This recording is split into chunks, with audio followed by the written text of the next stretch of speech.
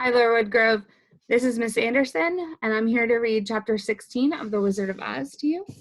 Now, my book I left at school, so I'll be looking over here reading from my iPad, okay? So Chapter 16 is The Magic Art of the Great Humbug. Next morning, the Scarecrow said to his friends, "Congratulate me. I'm going to Oz to get my brains at last. When I return, I shall be as other men are." "I have always liked you the way you were," said Dorothy. "It is kind of you to like a scarecrow," he replied, "but surely you will think of me more when you hear the splendid thoughts my new brains are going to turn out." Then he said goodbye to all of them in a cheerful voice and went to the throne room, where he rapped upon the door. "Come in," said Oz. The Scarecrow went in and found the little man sitting down by the window, engaged in deep thought. "I have come for my brains," remarked the Scarecrow, a little uneasily. "Oh, yes, sit down in that chair, please," replied Oz. "You must excuse me for taking off your head, but I shall have to do it in order to put your brains in their proper place." "That's all right," said the Scarecrow. "You are quite welcome to take my head off, as long as it will be a better one when you put it on again." So the wizard unfastened his head and emptied out the straw, and then entered the back room and took up a measure of bran, which he mixed with a great many pins and needles. Having shaken them together thoroughly, he filled the top of the Scarecrow's head and mixed with the mixture and stuffed the rest of the space with straw to hold it in place. When he had fastened the Scarecrow's head onto his body again, he said to him, "Hereafter you will be a great man, for I have given you a lot of brand new brains." The Scarecrow was both pleased and proud of the fulfillment of the greatest wish, and having thanked Oz warmly, he went back to his friends. Dorothy looked at him curiously. His head was quite bulged at the top with brains. "How do you feel?" she asked. "I feel wise indeed," he answered earnestly. "When I get used to my brains, I shall know everything."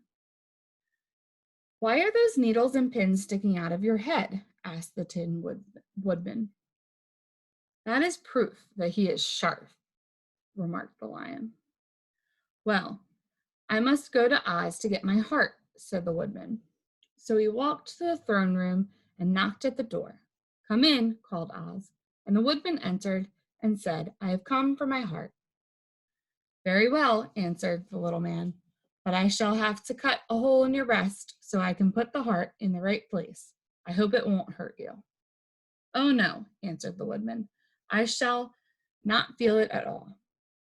So Oz brought a pair of tinsmith's shears and cut a small square hole in the left side of the Woodman's breast. Then, going to a chest of drawers, he took out a pretty heart made entirely of silk and stuffed with sawdust. "Isn't it a beauty?" he asked. "It is indeed," replied the Woodman, who was greatly pleased. "But is it a kind heart?" "Oh, very," answered Oz. He put the heart in the woodsman's breast and then replaced the square tin, soldering it neatly together where it had been cut. "There," he said, "now you have a heart that any man might be proud of. I'm sorry I had to put a patch on your breast, but it really couldn't be helped." "Never mind the patch," exclaimed the happy Woodman. "I am very grateful for you and shall never forget your kindness." "Don't speak of it," replied Oz. Then the Tin Woodman went back to his friends, who wished him every joy on account of his good fortune. The Lion now walked to the throne room and knocked at the door. "Come in," said Oz. "I have come for my courage," announced the Lion, entering the room. "Very well," answered the little man. "I will get it for you."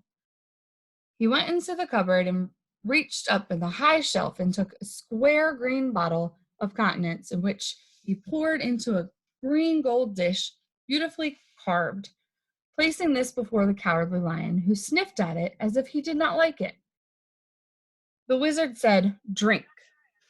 "What is it?" asked the Lion. "Well," answered Oz, "if it were inside of you, it would be courage. You know, of course, that courage always inside one. So this really cannot be called courage until you've swallowed it. Therefore, I advise you to drink it as soon as possible. The lion hesitated no longer, but drank till the dish was empty. How do you feel? Asked Oz. Full of courage, replied the lion, who went back to his friends to tell them of his good fortune. Oz, left to himself, smiled to think of his success in giving the Scarecrow and the Tin Woodman and the lion exactly what they thought they wanted. How can I help being a humbug? He said, when all these people make me do things that everybody knows can't be done. It was easy to make the Scarecrow and the lion and the Woodman happy because they imagined I could do anything.